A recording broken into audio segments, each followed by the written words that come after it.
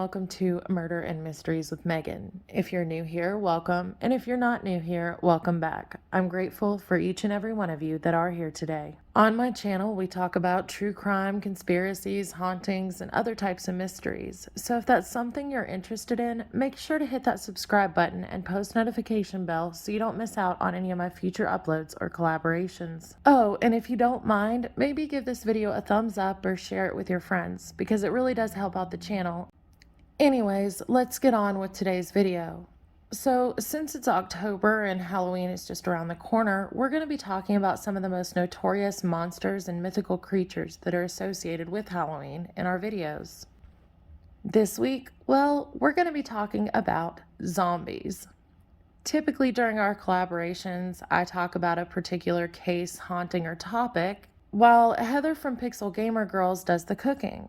Well, this week we're going to be doing things just a bit differently. Today, Heather will begin by telling you about the history of zombies, while later on in today's video, I will be telling you about a real-life case of a zombie. So without further ado, Heather, time to take it away.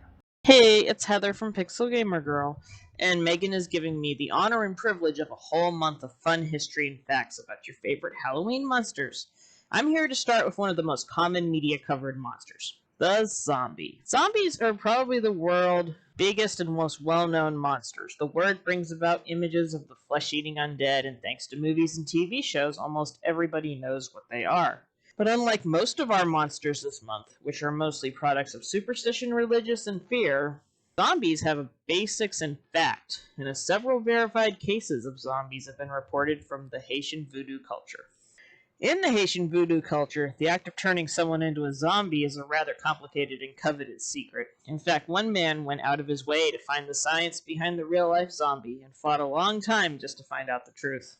The Bokers, aka the voodoo priest and priestesses, have zombie powder, and the powder contains tetrotoxins and a deadly neurotoxin found in pufferfish. Some other marine life around them have that, and it's usually carefully submitted in sublethal doses to the victims. It's mixed with herbs and other components to create their zombie powder. This combination may cause zombie-like symptoms such as difficulty walking, mental confusion, and respiratory problems. In much higher doses, it can even lead to paralysis and comas, which of course would allow the subject at hand to appear dead after a while and be buried alive by his family and medical profession, then later revived and used on a plantation as a zombie worker. Though it's rare, there's several credible reports in medical journals of people using these compounds to induce paralysis in people and then reviving them from the grave. In a 1997 article in a British medical journal, 2 verified accounts of zombies are reported and documented. In one case, a Haitian woman who appeared to be dead was buried by her family in their local tomb, only to reappear 3 years later. An investigation revealed that her tomb was filled with stones, and her parents agreed to admit her to a local hospital for help. In another more popular, well-documented case, a Haitian man named Clervis Narcisse entered a local hospital with severe respiratory problems in 1962. Afterwards, he slipped into a coma. Narcisse was declared dead and buried shortly after, on the same day. In 1980, almost 20 years later, a man identifying himself as Clervis Narcisse approached his sister, Angelina Narcisse, in their hometown, convincing her and several other villagers of his identity by using childhood nicknames and sharing intimate family information that only they would know. He claimed that he had been conscious but paralyzed during his supposed death and burial, and had subsequently been removed from his grave and forced to work on a sugar plantation all these years. So, how did zombies evolve from Haitian magic to the flesh-eating monsters we know and watch? Though they started in 1932, with the release of White Zombie, which was based more on the Haitian methods, they were mindless freaks from Haitian culture, and the witch doctor was controlling them. It wasn't until 1968, zombies as we know them today acquired a cult following of their own with the release of Night of the Living Dead, directed by George Romero. And over the next 15 years, Romero directed 2 more zombie films, Dawn of the Dead and Day of the Dead. As special effects technology improved with each film, the zombies appeared more gruesome and realistic. Here's some fun facts about zombies. Everyone knows that brains are a zombie's favorite snack, but they were not a staple in the zombie culture until the 80s, when Return of the Living Dead was created as a spoof to Night of the Living Dead, where zombies were first craving human brains only. George Romero created his zombies as a political statement against society and the pecking system of upper class to lower class. Zombies, like death, equalize everything. So at first his movies were low budget and not supported as well, in protest to his movement. There are some cases of modern-day real-life zombies, surprisingly. It's hard to come by real-life zombies these days, whether Haitian or not. Whether the Haitians still make theirs is unknown, and no direct answer is given to those who ask. But when it comes to serial killers, the closest comparison you're going to have is cannibals and random incidences. Cannibals are far more popular thanks to horror movies like Silence of the Lambs and other documentaries. Albert Fish, Boone Helm, Andrea Chikatilo. Yeah.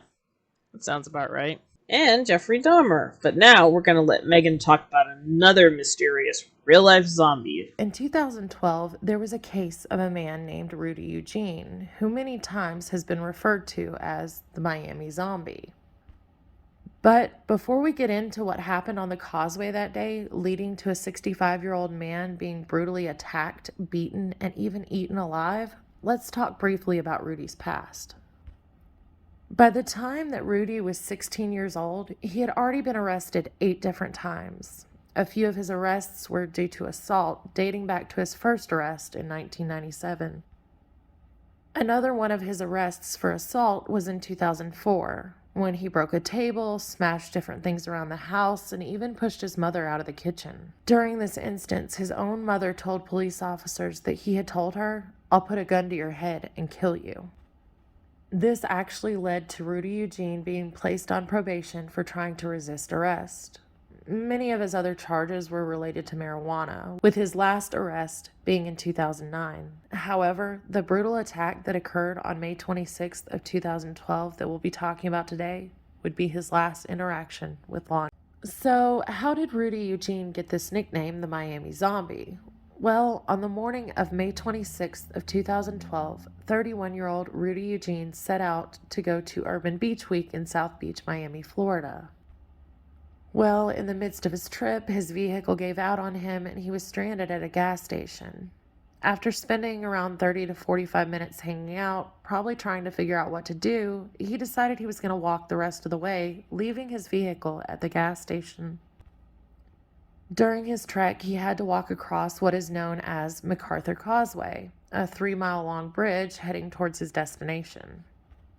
While on MacArthur Causeway, something strange began to happen. Rudy Eugene started stripping off his clothes, throwing his Bible and other personal items off the causeway during his walk.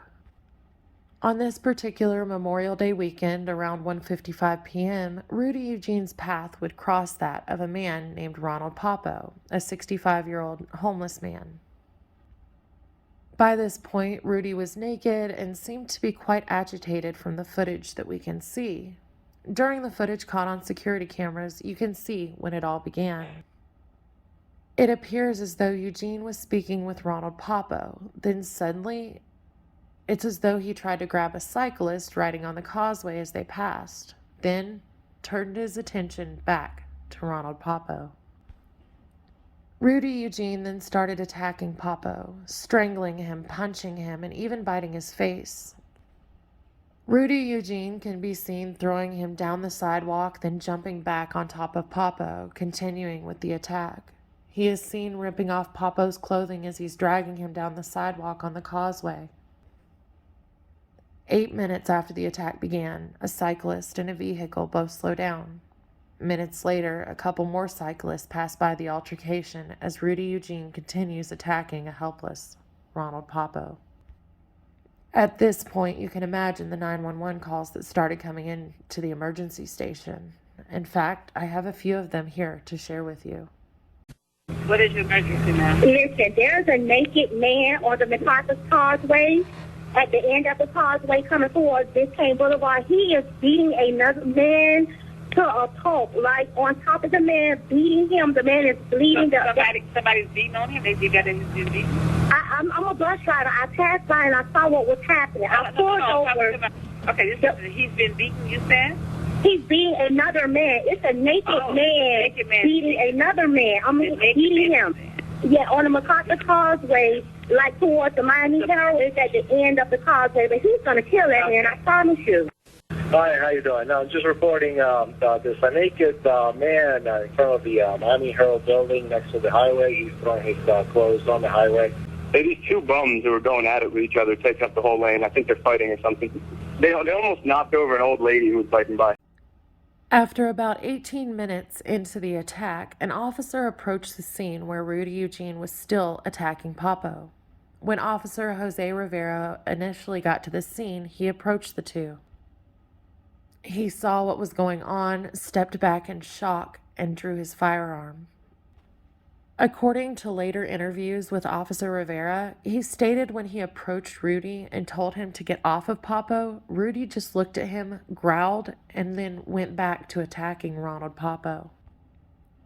Initially, the officer shot Rudy Eugene one time, but unfortunately, that didn't deter him from continuing this gruesome attack.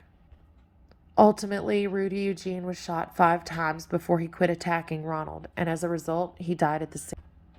Ronald Papo was then taken in an ambulance to the nearest hospital and thus began his treatment and a long road to recovery after the attack that resulted in him losing 75 to 80% of his face above his beard. Funds were also raised in the amount of over $100,000 to assist in the cost of facial reconstruction and rehabilitation treatments that Ronald Papo would go on to receive as a result of this attack. When speaking with officers and during interviews after the attack, Ronald Papo stated that he hardly knew Rudy and that initially when he had approached him, it was in a friendly manner, but then things took a turn and he was caught off guard. He stated that Rudy Eugene mentioned that he was unable to score at the beach and that he seemed to be souped up on something. That is when things took a turn for the worse. Rudy accused Papo of stealing his Bible and suddenly began his attack on him. He strangled him, punched him, and, quote, plucked his eyes out. Unfortunately, Ronald Papo remains permanently disfigured and even lost his eyesight, but this didn't seem to damper his spirit. Many people who have spoken with Papo state that he's a quite upbeat and positive man, but of course he doesn't want to talk about the attack, which I can't say I blame him at all. I wouldn't want to either. Ronald Papo fortunately did get approval to stay in the rehab facility indefinitely while he continued to relearn and do things differently now after the attack.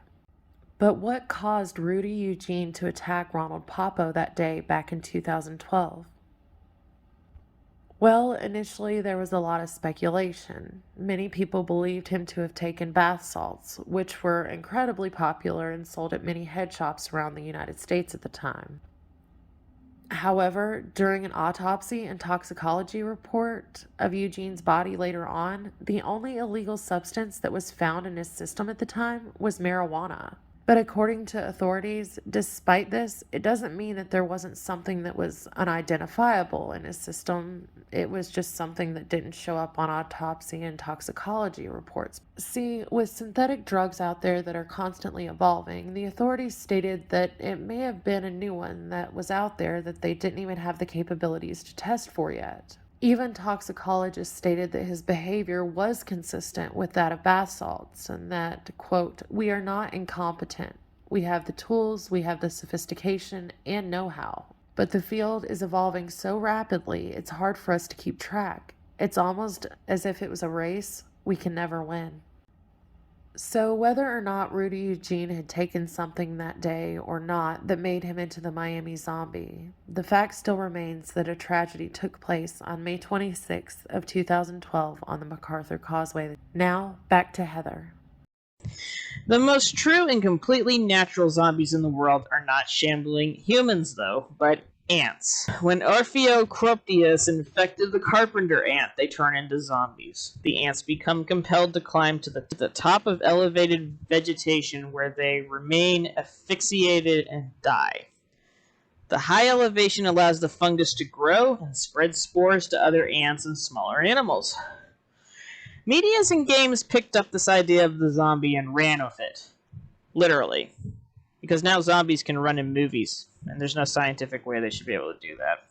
After George Romero's start, many other movies and eventually games showed up with zombies as their main theme. With media like The Last of Us, World War Z, The Walking Dead, Fear the Walking Dead, and new and improved zombie ideas coming out every year, there's no sign of the zombie truly dying anytime soon. So if you know any more cool facts or see some flaws in our research, feel free to leave us a comment. Check out my channel, Pixel Gamer Girl, for Cooking's Half and Megan's research on the bath salt zombie. I already know I probably mispronounced some things, and that's fine. Just let me know in the comments if you feel you need to. Keep your eyes peeled on Sundays for our zombies and dinner specials between the two channels. And until the next monster, have a spooky start to your Halloween. Well, everyone, that is it for us for today here on my channel, Murder and Mysteries with Megan. But make sure to head on over to Pixel Gamer Girl's channel to check out some of the fun recipes that she has lined up for us in the following weeks. Thank you all for being here today, and I hope you have a wonderful and safe week. Stay spooky, and until next time, my mystery lovers. Bye!